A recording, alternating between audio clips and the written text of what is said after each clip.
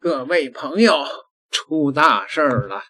新加坡政府把我给告了。那位说别胡说八道的是吧？新加坡怎么把你给告了呢？是吧？这个最近呢，我老是这个劝新加坡是吧？你长点心吧。那个中国早就有句古话叫“国小无礼辱大邻”，那就是找死了，对吧？那在这个中国和美国之间，新加坡不是一向都是在走钢丝走钢索的骑墙派吗？你别骑墙没事卡了蛋，那就不好了，对不对？最近新加坡呢对中国的态度啊，是吧？大家也都看得到了，是吧？这个黄循财之类的老是大放厥词，对中国的牵扯到中国的问题啊，是吧？那么这个事情呢是这样的。前两天呢，我不是说了一集视频嘛，我说这个中国网友说这个新加坡呢，现在呢基本上都已经印度化了。哎，这新加坡政府呢，把我那集视频给投诉了，给告了不是，我那集视频里也没说啥呀，我就说这个按照这个统计的话，现在这个印度裔的移民现在在新加坡是越来越多了是吧？那个这样下去的话，大家都在担心是不是新加坡以后是不是跟那些印度移民越来越多的比例越来越多的国家一样，就会印度化了呢？是吧？哎，他把我这视频给投诉了，这油管呢就给这个视频呢设置了一个地区限制。就是我那一集视频呢是在新加坡地区就看不见了。这新加坡这个小肚鸡肠这个肚量可是真够小的，是不是朋友们中国的国师高志凯先生这几天呢在新加坡参加会议高志凯先生在离开新加坡之前呢有几句话觉得是不吐不快新加坡到底何去何从？这已经变成新加坡的一个重要的问题。我个人建议新加坡在大事面前轻易不要太多的表态。新加坡应该辨明是非，然后呢做出自己的决定，然后呢要多交朋友，而不要树敌。大浪可能即将到来，新加坡，你站稳脚跟了吗？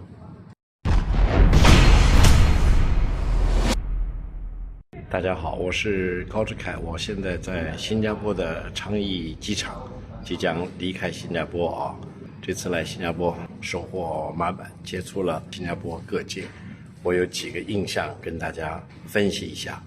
新加坡经过几十年的努力，在取得独立以后已经发展成整个东南亚人均收入最高、社会最稳定，而且呢更有前进意识方向更加明确的一个国家，这一点是值得全人类予以欢呼的。这表明新加坡可以坚持走自己的路，取得自己的繁荣。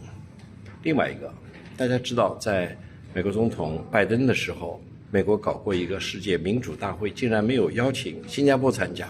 所以新加坡到底是不是符合美国和西方提出的民主的标准，或者新加坡自成一体走自己的路，到底属于什么样的一个体制？这个在世界上现在并没有一个明确的说法。另外一个，大家有没有注意到，最近中国在上海举行了世界人工智能大会，而且提出了一个29个国家的联合体要推动人工智能的合作。新加坡并没有参加这个中国为主导的世界人工智能合作组织。与此同时，美国西方也搞了一个人工智能发展大联盟，我认为里边也没有新加坡，所以新加坡到底在东方与西方之间做什么样的选择，这一点至关重要。我觉得考虑到现在世界上是战乱叠加危机四伏，我觉得新加坡做的抉择是对的，就是轻易不要做选择，不要被人家逼着在中国与美国之间做一选择，而是应该看只要谁做的对，他就可以支持谁，谁做的错就不要跟着他一起犯同样的错误。另外一个，考虑到现在世界局势非常的复杂，战争与和平此起彼伏，美国在打仗，俄罗斯在打仗，世界上同时有好几场战争正在肆虐啊。所以从这个角度上来说，新加坡到底何去何从，这已经变成新加坡的一个重要的问题。我个人建议啊，新加坡在大事面前轻易不要太多的表态，新加坡应该辨明是非，然后呢做出自己的决定，然后呢要多交朋友，而不要树敌。在很多问题，如果你没有考虑清楚的时候，轻易不要明确的表态。你比如说，关于日本，它这个国家有没有切断跟日本法西斯的勾连，这个事儿不是你新加坡随随便便就能够说一句话的。你想跟日本搞好关系，这一点不错，但是你也没有能力来改变日本目前的状况，因为目前日本没有跟日本法西斯切断关系啊，日本有可能还会搞新的日本法西斯，还可能要搞新的日本军国主义。那你新加坡这样的国家轻易不要公开的表态吧，尤其是考虑到在第二次世界大战期间日本占领了新加坡，在新加坡犯下了滔天的罪行，所以这样的事是你轻而易举能够替日本粉刷的吗？你这样做在世界其他地方会造成什么样的后果呢？这一点我觉得对于新加坡来说，他一定要三思而后行。另外一个，我想告诉新加坡，你看一看海湾，原来那边发展的都不错吧？卡塔尔也好，多哈也好，阿联酋也好，迪拜也好，阿布扎比也好，等等等等。但是战争一旦爆发，这些国家都遭殃了吧？这些城市都遭殃了吧？原来的机会都变成了风险。那么新加坡现在是非常的繁荣，政局非常稳定，整个东南亚地区也是一片和平稳定啊。所以呢，新加坡应该是做推动地区和平、推动地区合作的中坚力量。千万别把宝给压错了啊！千万别做一个事儿，最后造成了这个地区局势的恶化。从这一点上来说的话，我觉得新加坡很多年以来，新加坡的政治家都很有头脑，很会用自己的独立的判断来做出重大的抉择。那么现在新加坡换了新的领导人，是不是应该继续老一辈领导人的优良传统？然后呢，在重大是非问题上一定要辨明是非，不要轻率地做出一个决定。另外一个呢，新加坡目前的繁荣不一定是持久的，不一定是永续的，你应该做好准备吧，防范各种各样的风险吧。而在东南亚这个地区，在世界范围内，在捍卫自由贸易这个方面，中国已经成为中坚力量，已经是中流砥柱。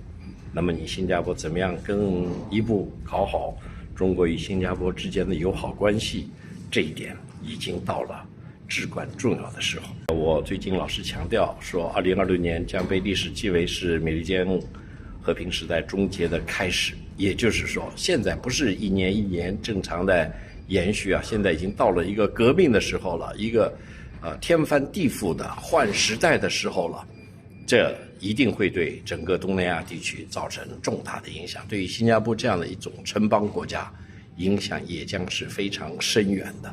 那么新加坡政府、新加坡人民该做什么打算呢？下一步何去何从呢？新加坡的角色在哪里？角色在哪里？新加坡的财富怎么保护？新加坡独一无二的这种交通大枢纽的地位石化冶炼交易中心的地位、金融中心的地位，怎么样能够长期的维持下去？怎么样能够确保新加坡人民长治久安，繁荣是永续的，而不是被一时半会儿的战火呀、冲突呀、掠夺呀等等变成他们的牺牲品。这一点我觉得对于新加坡来说已经到了一个至关重要的时候。总之呢，这次在新加坡2天，交了很多新朋友，又见了很多老朋友，又去中国驻新加坡大使馆走访了一下，等等，感受很深，对新加坡充满着信心。同时也要敦促新加坡政府和人民对于前途要做好充分的准备，大浪可能即将到来。新加坡，你站稳脚跟了吗？谢谢大家。新加坡这么一个城邦国家啊，对吧？高志凯先生语重心长啊，你这个体量在中美两个超级大国的夹缝里边，稍微一不注意就被某一国直接给一鞋底儿给碾死了。王群才，你可长点心吧！啊，对涉及到中国的事情，你要学会闭嘴呀！你觉得新加坡能长点心吗？各位，点个订阅，咱们下期再聊。